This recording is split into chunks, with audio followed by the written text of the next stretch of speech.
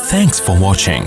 Don't forget to like, comment, share and subscribe to Mufti Tariq Masood, famous scholar. ہمارے حضرت ایک بات فرمایا کرتے تھے کہ اس زمانے میں جو کسی کو قرضہ دے وہ بیوقوف، اور جو لے کے واپس کر دے وہ اس سے بڑا بیوقوف. اب اس وقت میری سمجھ میں یہ بات آتی نہیں تھی کہ جو دے وہ بیوقوف تو سمجھ میں آتا ہے، قرضہ دے یا انویسٹمنٹ کے لیے پیسے دے تو جو دے وہ تو بیوقوف سمجھ میں آتا ہے، جو لے کے واپس کر دے وہ تو فرض ہے شریعت میں بھائی وہ تو واپس کرنا، تو وہ بیوقوف کیوں، اس سے بھی بڑا.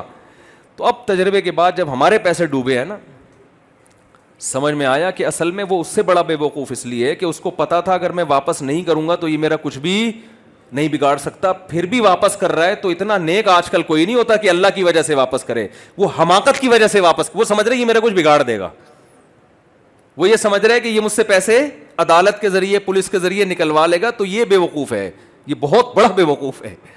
اللہ کے خوف سے دے دے تو وہ تو مارکیٹ میں بہت تھوڑے سے لوگ ہیں نا، تو مثال تو ان کی دی جاتی ہے جو اکثریت ہوتی ہے. تو میں اس لیے میرے بھائی اس کا تذکرہ کرتا ہوں. میرے چند سوالات ہیں جن کا آج تک کسی نے کوئی جواب نہیں دیا. میں جب دوسری شادی کر رہا تھا نا، مجھے بہت لوگوں نے روکا، یہ کیا کر رہے ہو کیا کر رہے ہو. وہ آ کے مجھ سے بحث کرتے اور خود ارادہ کر کے چلے جاتے. میں ان سے چند سوال پڑھتا، تو میں آپ سے بھی چند سوال کرتا ہوں. دیکھو،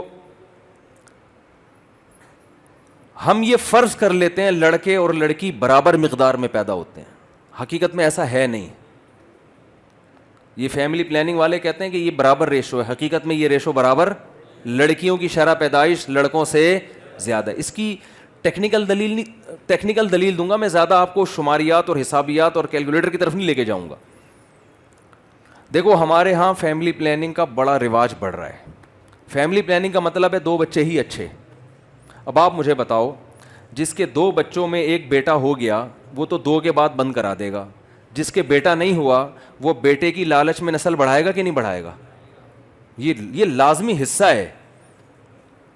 جن ملکوں میں فیملی پلاننگ پر عمل ہوا ہے نا، وہاں لڑکیوں کا ریشو لڑکوں سے بہت زیادہ ہونا چاہیے، مگر ہو اس لیے نہیں رہا کہ وہ لڑکی کو پیدا ہونے سے پہلے ہی ماں کے پیٹ میں قتل کر دیتے ہیں، جن میں انڈیا اور چائنا سر فہرست ہے.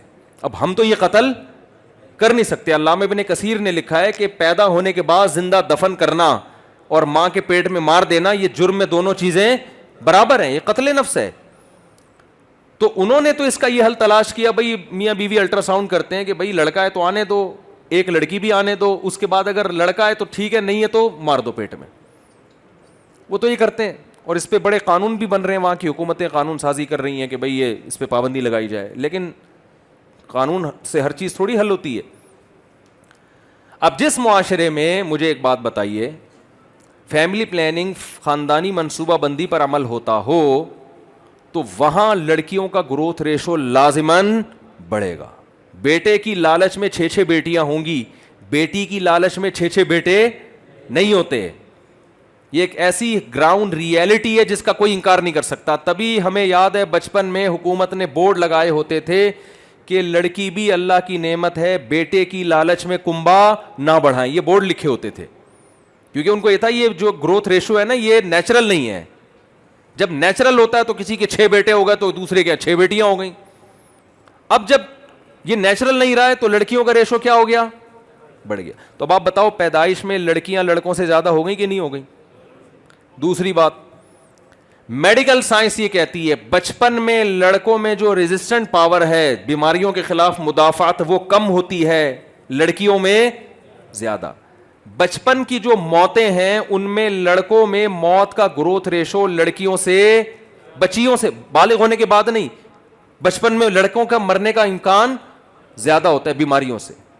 حتیٰ کہ جو کورونا آیا ہے نا، کورونا، اس میں بھی ڈاکٹر کہتے ہیں اس میں مردوں کی موتیں زیادہ ہوئی ہیں، عورتوں کی کم ہوئی ہیں. خواتین کو اللہ نے یہ جو نزلہ زکام اور اس ٹائپ کی بیماریاں ہیں نا، ان میں ریزسٹنٹ پاور زیادہ ہوتی ہے مردوں کی نسبت. تو بچپن میں لڑکوں میں موت کا ریشو لڑکیوں سے زیادہ. اب جو لڑکے لڑکیوں سے شادی کے لیے پیدا ہوئے تھے، پہلی بات تو پیدا ہی کم ہوئے ہیں، وہ مارکیٹ میں اویلیبل پورے ہیں ہی نہیں. جو مارکیٹ میں آئے تھے وہ بھی بہت سے انا للہ ہو کے چلے گئے.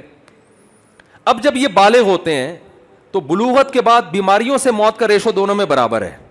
بلوغت کے بعد پھر وہ ریزسٹنٹ پاور لڑکے میں پیدا ہو جاتی ہے. لیکن حادثوں سے جو موت کا ریشو وہ لڑکوں میں لڑکیوں کی نسبت کئی گنا زیادہ. آگ لگی فیکٹری میں, اتنے مزدور جل گئے. کون جلتا ہے؟ لڑکیاں جلتی ہیں, آدمی جلتے ہیں. چھت گری فیکٹری کی, کون مرتا ہے؟ ایکسیڈنٹ میں کون مرتا ہے؟ بائکوں پہ کون مرتا ہے؟ جنگوں میں کون مرتا ہے؟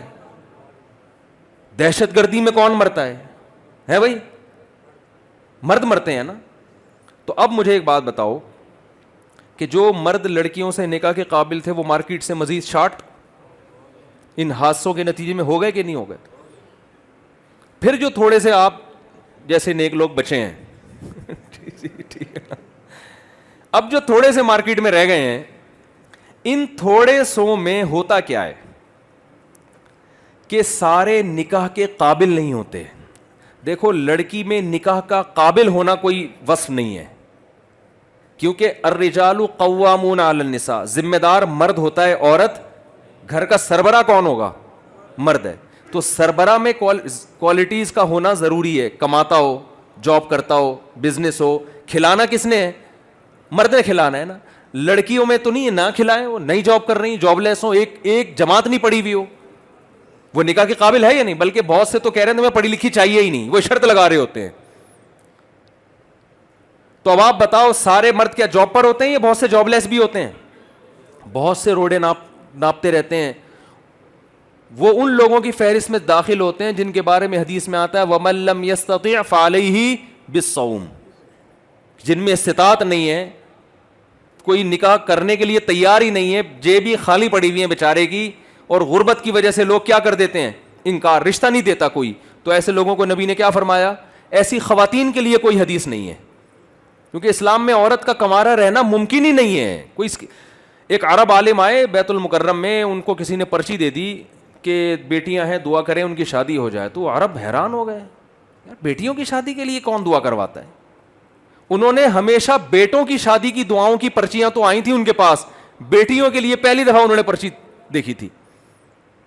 تو جاب لیس ہوتے ہیں بہت سارے, تو نکاح کے قابل مرد اور تھوڑے سے مارکیٹ میں شارٹ ہوئے کہ نہیں ہوئے؟ اب جو رہ گئے ہیں نا, وہ اس زمانے میں سارے وقت پہ نکاح کرتے قابل ہیں, کر نہیں رہے ہیں, زنا کی طرف, عیاشیوں کی طرف گئے ہوئے ہیں.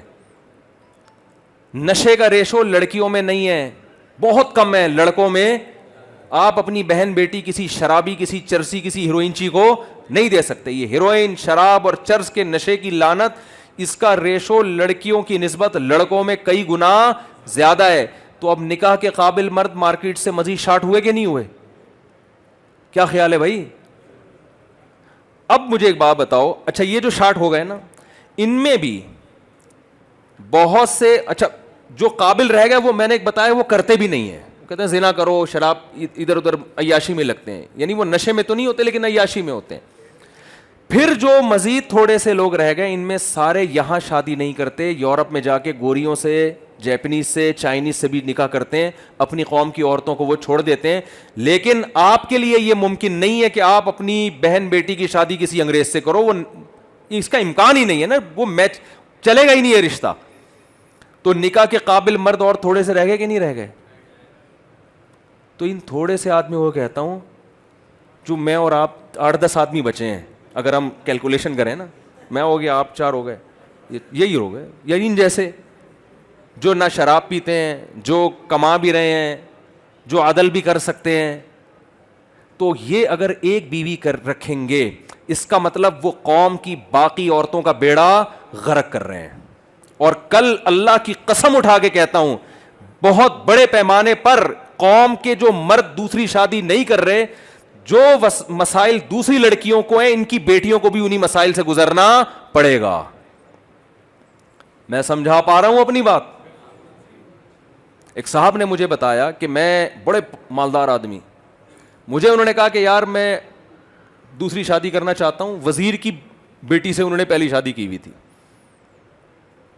تھے بھی بڑے آدمی, سمجھ نہ جائیں ان کے سسر پکڑے جائیں گے. وہ وزیر کی بیٹیوں سے تو بہت لوگوں نے کی ہوئی ہے, بعض دفعہ پکڑے جاتے ہیں نا بیان سن کے, وہ یہ تو تیری بات ہو رہی ہے. تو لیکن وزیر کی بیٹیاں بہت ہیں, ان کو کیا پتا. تو کسی وزیر جو ہے نا اس کی بیٹی سے انہوں نے شادی کی ہے, مالدار بہت ہے وہ بندہ. میرے پاس آیا کہ ایک طلاق یافتہ خاتون ہے, اس کا ایک بیٹا بھی ہے, مجھے پسند ہے, میں اس سے نکاح کرنا چاہتا ہوں. میں نے کہا کر لو بھائی. کہہ رہے مجھے تو مار دیں گے جان سے,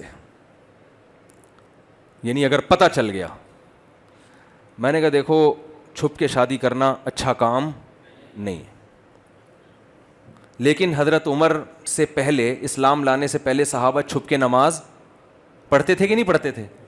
حالانکہ نماز کوئی معاذ اللہ برا کام ہے جو چھپ کے کر رہے تھے. میں نے جب دوسری شادی کی نا تو میں نے تو سب کو بتایا ہوا تھا, لیکن عین نکاح کے موقع پہ نہیں بتایا. مجھے پتا تھا پکڑا جاؤں گا پٹ پٹا کے, سارا سیٹ اپ ہی کیا ہو جائے گا, ختم ہو جائے گا, ہو ہی نہیں سکتی.